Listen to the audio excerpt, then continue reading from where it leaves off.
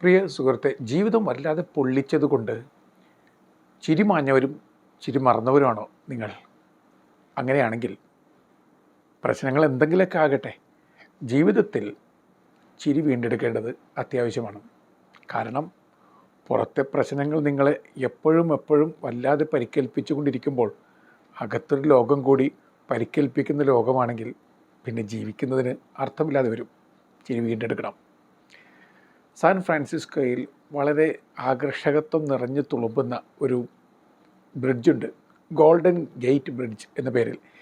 ഈ ബ്രിഡ്ജിൻ്റെ പ്രത്യേകത എന്താണ്? ഇതിൻ്റെ നിർമ്മാണം കഴിഞ്ഞ് ഏതാനും മാസങ്ങൾക്കുള്ളിൽ തന്നെ ആളുകൾ അതൊരു സൂയിസൈഡ് പോയിൻ്റാക്കി മാറ്റി. എന്തുകൊണ്ട് എന്ന് നമുക്കറിഞ്ഞുകൂടാ. അത്യാകർഷകമായ ഈ ബ്രിഡ്ജിൽ വന്ന് ആളുകൾ ആത്മഹത്യ ചെയ്യുന്നു, കൂട്ടമായിട്ടോ ഒറ്റക്കോ. ഒരു മനുഷ്യൻ, അയാൾ ആത്മഹത്യ ചെയ്യാൻ തീരുമാനിച്ചുറച്ചയാളാണ്. അയാൾ ഒരു കുറിപ്പ് എഴുതി വെച്ചു. ആ കുറിപ്പിൽ അയാൾ ഇങ്ങനെയാണ് എഴുതി വെച്ചത്: ഞാൻ എൻ്റെ മുറിയിൽ നിന്നും ഗോൾഡൻ ഗേറ്റ് ബ്രിഡ്ജ് വരെ നടക്കുന്നതിനിടയ്ക്ക് ആരെങ്കിലും എന്നെ നോക്കി ഒന്ന് പുഞ്ചിരിക്കുകയാണെങ്കിൽ, അങ്ങനെ ഒരാളെങ്കിലും എന്നെ നോക്കി പുഞ്ചിരിക്കുകയാണെങ്കിൽ ഞാൻ ആത്മഹത്യ ചെയ്യില്ല. ആരും പുഞ്ചിരിക്കുന്നില്ലെങ്കിൽ തീർച്ച ഞാൻ ആത്മഹത്യ ചെയ്യും. അയാൾ മടങ്ങി വന്നില്ല. അതിനർത്ഥം അയാൾ ആത്മഹത്യ ചെയ്തു. നിങ്ങൾ എന്നോട് ചോദിച്ചേക്കാം, ഒരുപക്ഷെ ചിരിക്കാൻ മറന്നൊരാളാണ് അയാളെങ്കിൽ അയാളെ നോക്കി ആര് പുഞ്ചിരിക്കും? ഇനി മറ്റൊരാളുടെ ചിരി നോക്കാതെ കുനിഞ്ഞു നടക്കുന്ന ഒരാളാണെങ്കിൽ അയാളെങ്ങനെ ചിരി തിരിച്ചറിയും? അതൊന്നും എനിക്കറിഞ്ഞുകൂടാ. പക്ഷെ ഒരു കാര്യം എനിക്കറിയാം, ഒരു ചിരിക്ക് ജീവിതത്തിൻ്റെ വിലയുണ്ട്. ഒരു ഫ്രഞ്ച് നടി മരിക്കാൻ തീരുമാനിച്ച് ഇറങ്ങി പുറപ്പെട്ടപ്പോൾ വൃദ്ധനായ പഴയ ഒരു ഡയറക്ടർ അവരെ ആർദ്രമായി നോക്കി ഒന്ന് പുഞ്ചിരിച്ചതുകൊണ്ട് ജീവിതത്തിലേക്ക് മടങ്ങി വന്നതിനെക്കുറിച്ച് കുറിപ്പെഴുതിയിട്ടുണ്ട്. പിന്നീട് അവർ വളരെ പ്രശസ്തയായ നടിയായി തീർന്നു. എൻ്റെ പ്രിയപ്പെട്ടവരെ, വീണ്ടും ഒന്ന് എന്നെ കേൾക്കുക. ചിരി വീണ്ടെടുക്കേണ്ടത് അത്യാവശ്യമാണ്. മറന്നു പോയിട്ടുണ്ടെങ്കിൽ എന്തുകൊണ്ട് ചിരി വീണ്ടെടുക്കണം? ഇനി എങ്ങനെ ചിരി വീണ്ടെടുക്കണം എന്ന് ചിന്തിക്കുന്നതിന് മുമ്പായിട്ട് ചിരിക്കെങ്ങനെയാണ് ജീവൻ്റെ വിലയുള്ളത് എന്ന് ആദ്യം ചിന്തിക്കാം. ഒന്നാമതായിട്ട്, നിങ്ങളുടെ ചിരി ഒരു വ്യക്തിക്ക് വല്ലാത്തൊരു സ്വീകാര്യത നൽകുന്നുണ്ട്. അല്പം ശരീരശാസ്ത്രത്തിലേക്ക് വരിക. തലച്ചോറിൽ ഓർബിറ്റോ ഫ്രണ്ടൽ കോർട്ടെക്സ് എന്നൊരു ഏരിയ ഉണ്ട്. നിങ്ങൾ നോക്കി ആരെങ്കിലും ആർജവത്വത്തോടു കൂടി പുഞ്ചിരിക്കുമ്പോൾ എന്താണ് സംഭവിക്കുക? ഈ ഏരിയ ട്രിഗർ ചെയ്യപ്പെടുന്നു. അപ്പോൾ ഒരു റിവാർഡ് റെസ്പോൺസ് സ്റ്റിമുലി ഉണ്ടാകുന്നു. അതായത് നിങ്ങൾ ആരെ അംഗീകരിച്ചു, നിങ്ങൾ ആരോ സ്നേഹിക്കുന്നു, നിങ്ങൾ ആരെ വിലമതിക്കുന്നു, ആ ഒരൊറ്റ തോന്നൽ നിങ്ങളുടെ ജീവിതത്തിൽ ചില മാറ്റങ്ങൾ ഉണ്ടാക്കും. അപ്പോൾ നിങ്ങളൊരാളെ നോക്കി വെറുതെ ഒന്ന് പുഞ്ചിരിക്കുമ്പോൾ തന്നെ ആ വ്യക്തിയിൽ മാറ്റം ഉണ്ടാകുന്നുണ്ട്. നിങ്ങൾ അയാൾക്ക് മറ്റൊന്നും നൽകിയിട്ടില്ല, പുഞ്ചിരി ഒരു സമ്മാനമായിട്ട് നൽകി, അത്രമാത്രം.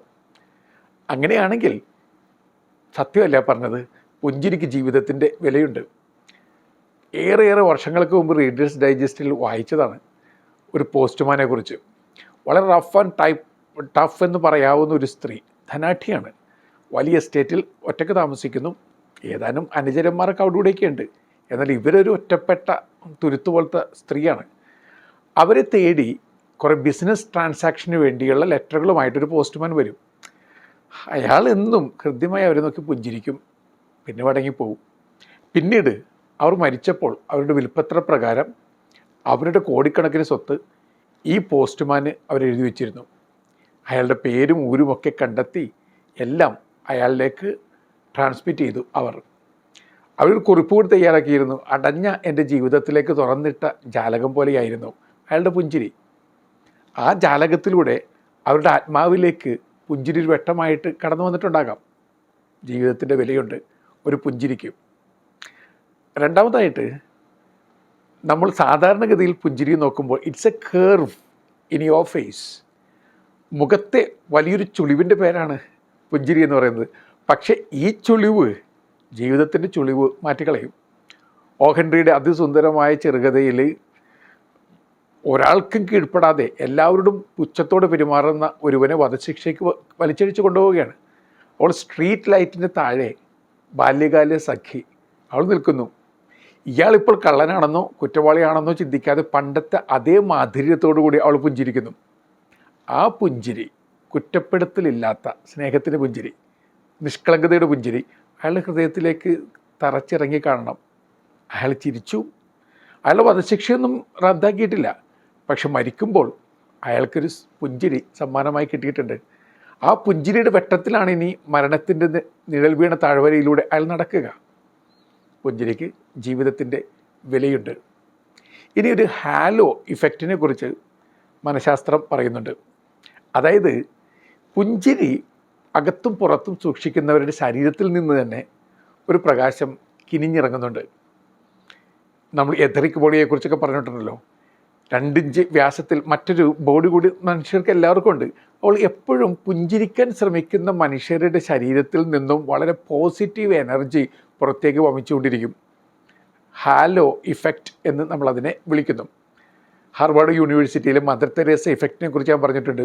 പുഞ്ചിരി ഒഴിച്ചുകൊണ്ട് പാട്ടുപാടി കരുണാർദ്രതയോടുകൂടി മദർ തെരേസ രോഗികളെ ശുശ്രൂഷിക്കുന്ന രംഗം കണ്ടു നിന്ന വിദ്യാർത്ഥികളുടെ ഇമ്മ്യൂൺ സിസ്റ്റം വളരെ ശക്തമായി മാറി. അപ്പോൾ ഒരാളുടെ പുഞ്ചിരിക്കുന്ന സ്നേഹപ്രവൃത്തി കണ്ടു നിന്നാൽ പോലും മറ്റൊരാളിൽ ഇമ്മ്യൂൺ സിസ്റ്റം, രോഗപ്രതിരോധ ശക്തി കൂടുന്നുണ്ട്. അപ്പോൾ ജീവിതത്തിൻ്റെ കർവെല്ലാം മാറ്റുന്ന കൃപയാർന്നൊരു കർവിൻ്റെ പേരാണ് പുഞ്ചിരി എന്ന് നമ്മൾ തിരിച്ചറിയണം. ഇനി പുഞ്ചിരി മറ്റുള്ളവരെ മാത്രമല്ല സഹായിക്കുന്നത്, നമ്മളെ തന്നെ ഒരുപാട് സഹായിക്കുന്നുണ്ട്. ഒന്നാമതായിട്ട് നിങ്ങൾക്ക് ഇതുപോലെ മുഖപ്രസാദം നൽകുന്ന മറ്റെന്ത് മേക്കപ്പ് ഉള്ളത്? ഇപ്പോൾ പിള്ളേരുടെ ഇടയിൽ ഒരു പുതിയ രീതിയുണ്ടല്ലോ. തെരുവിൽ പെട്ടെന്ന് ഒരാൾ പ്രത്യക്ഷപ്പെട്ടിട്ട് ചോദിക്കുന്നു, നിങ്ങളുടെ ഔട്ട്ഫിറ്റിൻ്റെ വർത്ത് എത്രയാണ്? നമ്മൾ അണിഞ്ഞിരിക്കുന്ന കോസ്റ്റ്യൂമിൽ ഏറ്റവും എക്സ്പെൻസീവ് കോസ്റ്റ്യൂം എന്താണ്? പുഞ്ചിരിയാണ്. അതുകൊണ്ടാണ് പറയുന്നത് a smile is the most inexpensive costume that you can ever have. Inexpensive ആണ്, പക്ഷേ സത്യത്തിൽ മോസ്റ്റ് കോസ്റ്റ്ലി ആണ്. അതുകൊണ്ട് തന്നെ നിങ്ങളുടെ ജീവിതത്തിൽ മേക്കപ്പ് അല്ല കൊണ്ടുവരുന്നത്, ഒരു മേക്ക് ഓവർ തന്നെ കൊണ്ടുവരാനായിട്ട് പുഞ്ചിരിക്ക് സാധിക്കും. 3 തരത്തിലുള്ള ട്രാൻസ്മിറ്ററുകൾ ഒരു പുഞ്ചിരി ഒരാൾ ഉണ്ടാക്കുന്നുണ്ട്. 1 ഡൊപ്പാമിൻ, 2 എൻഡോർഫിൻ, 3 സെറട്ടോണിൻ. ഇനി ഡൊപ്പാമിൻ സാധാരണ രാസലഹരിയൊക്കെ എടുക്കുന്ന ആളുകൾക്ക് ഉണ്ടാകുന്ന അനുഭൂതി ഡൊപ്പാമിൽ നിന്നുണ്ടാകുന്ന അനുഭൂതിയാണ്, ഒരു ഹൈ ഫീലിംഗ്. ഇതേ ഹൈ ഫീലിംഗ് ഒരു പുഞ്ചിരി സമ്മാനിക്കുന്നുവെന്ന് തിരിച്ചറിയുക. നിങ്ങൾ പുഞ്ചിരിക്കുകയും പുഞ്ചിരിയുടെ നടുക്ക് നിൽക്കുകയും ചെയ്യുമ്പോൾ ഒരു ഹൈ ഫീലിംഗ് നിങ്ങൾക്കുണ്ടാകുന്നുണ്ട്. കാരണം നിങ്ങളിൽ ഡൊപ്പാമിൻ്റെ പുഴയൊഴുക്കുണ്ടാകുന്നുണ്ട്. 2 എൻഡോർഫിൻ, പലപ്പോഴും ഞാൻ പറഞ്ഞിട്ടുണ്ട്, ഫീൽ ഗുഡ് ഹോർമോൺ എന്നാണ് ഇത് അറിയപ്പെടുക.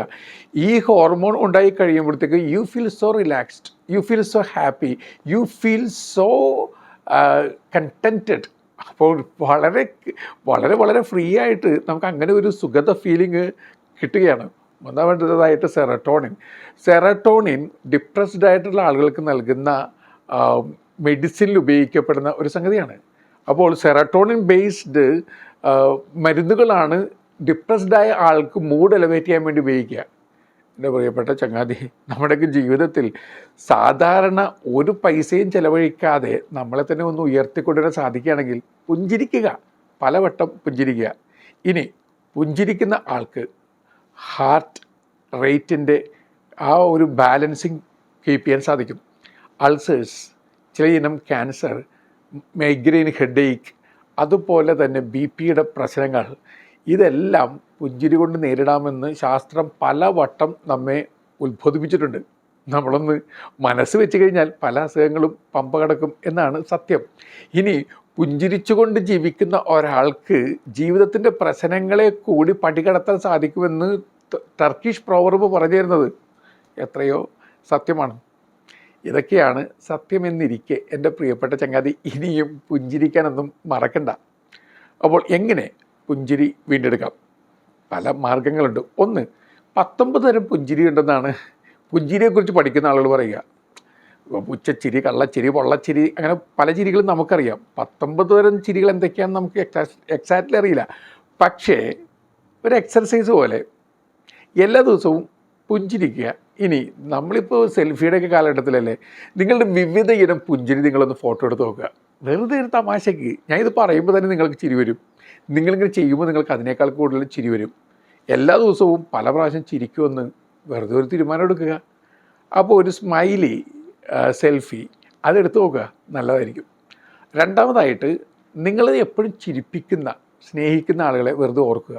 അറിയാതെ പുഞ്ചിരി വിരിയും. ഒരു ദുഃഖത്തിൻ വെയിലാറുമൻ മനസ്സിൽ ഇന്നൊരു പൂ വിരിയുന്നു, പേരിടാൻ അറിയില്ല. കവിത കുറിക്കുകയാണ്. ദുഃഖത്തിൻ്റെ വെയിലാറുന്നതിന് മുമ്പ് ഏതോ ഒരു ഓർമ്മ നമുക്ക് പുഞ്ചിരി സമ്മാനിക്കുന്നുണ്ട്. പുഞ്ചിരി സമ്മാനിക്കുന്ന ഓർമ്മകൾ നിങ്ങളെ കുറച്ചുകൂടി ദൈവത്തോട് അടുപ്പിക്കുന്നുണ്ട്, മനുഷ്യരോട് അടുപ്പിക്കുന്നുണ്ട്. അങ്ങനെയുള്ള കുറേ ആളുകളെ ഓർത്തെടുക്കുക. മൂന്നാമതായിട്ട്, നിങ്ങൾ പുഞ്ചിരിപ്പിക്കുന്ന ആളുകളുടെ ഫോട്ടോ, പ്രത്യേകിച്ച് കുട്ടികളുടെ ഫോട്ടോയൊക്കെ നിങ്ങളുടെ സമീപത്ത് വെക്കുക. എന്നിട്ട് വല്ലാതെ ദുഃഖം കാറുന്ന നേരത്ത് നീ ആ ഫോട്ടോയിലൊക്കെ നോക്കുക, താനെ പുഞ്ചിരി വരും. വലിഞ്ഞു മുറുകിയിരിക്കുന്ന സമയത്ത് ഇരുട്ടുമുറിയിലൊന്നും ഇരുന്നേക്കരുത്. ജീവിതത്തിൻ്റെ ഇരുട്ടുമുറികൾ മാറ്റി അതൊക്കെ തള്ളി തുറന്ന് പുറത്തേക്ക് വരിക, പ്രപഞ്ചത്തിലേക്ക് വരിക. വിശാലമായ ആകാശം നോക്കുക, പുഴ നോക്കുക, കടൽ നോക്കുക, പൂക്കൾ നോക്കുക, ചെടികൾ നോക്കുക. ചിരി വീണ്ടെടുക്കുവാൻ നമുക്ക് സാധിക്കും. അടുത്തത്, യോഗയുണ്ട്. സ്മൈൽ യോഗ എന്ന പേരിൽ, സ്മൈൽ തെറാപ്പി എന്ന പേരിൽ തെറാപ്പിയുണ്ട്. ഇതൊക്കെ ഒന്ന് പ്രാക്ടീസ് ചെയ്യാൻ ശ്രമിക്കുക. അതായത് ചിരിയിലൂടെ, പൊട്ടിച്ചിരിയിലൂടെ, പുഞ്ചിരിയിലൂടെ ആരോഗ്യം വരെ വീണ്ടെടുക്കാൻ സാധിക്കും. അതെന്തൊക്കെയാണെന്ന് പഠിച്ചെടുക്കാൻ ശ്രമിച്ചു നോക്കുക. ഇനി meditation, the meditation of the lips എന്ന പേരിൽ ഒരു മെഡിറ്റേഷനുണ്ട്. അതായത് നിങ്ങളുടെ ജീവിതത്തിൽ പുഞ്ചിരി ഉളവാക്കുന്ന പല കാര്യങ്ങളിലേക്ക് ധ്യാനപൂർവ്വം പ്രവേശിക്കുകയാണ്. ഇപ്പോൾ സ്മൈൽ മെഡിറ്റേഷൻ, അതിൻ്റെ ഭാഗമായിട്ട് നന്ദി, ഗ്രാറ്റിറ്റ്യൂഡ് മെഡിറ്റേഷൻ. അതായത് ജീവിതത്തിൽ നന്ദി പറയാൻ എന്തെല്ലാം കാര്യങ്ങളുണ്ട്, ഏതെല്ലാം വ്യക്തികൾക്ക് എന്തിനെല്ലാം കാര്യങ്ങൾക്ക് നന്ദി പറയേണ്ടതുണ്ട്, അവരെയൊക്കെ ഓർക്കുക. കണ്ണടച്ച് അല്പം ശ്വാസമൊന്ന് ക്രമത്തിലാക്കി നിങ്ങൾക്ക് നന്ദി പറയേണ്ട ആളുകളെ ഓർത്തിരിക്കുമ്പോൾ തന്നെ നിങ്ങളുടെ മനസ്സിൽ ഒരു പുഞ്ചിരി ഉണ്ടാകുന്നുണ്ട്, നിങ്ങളുടെ മുഖത്തൊരു പുഞ്ചിരി ഉണ്ടാകുന്നുണ്ട്, ദൈവത്തിൻ്റെ മുഖപ്രകാശം നിങ്ങളുടെ മുഖത്തേക്ക് വരുന്നുണ്ട്. ഇതൊക്കെ ഒന്ന് പ്രാക്ടീസ് ചെയ്യുക എൻ്റെ പ്രിയപ്പെട്ടവരെ. കരഞ്ഞാലും മരിക്കും, ചിരിച്ചാലും മരിക്കും. കരഞ്ഞ് മരിക്കുന്നതിനേക്കാൾ നല്ലതല്ലേ പുഞ്ചിരിച്ച് പുഞ്ചിരി പകർന്നു കൊടുത്തുകൊണ്ട് മരിക്കുന്നത്. നല്ല പുഞ്ചിരി നേരുന്നു, നല്ല യാത്ര നേരുന്നു.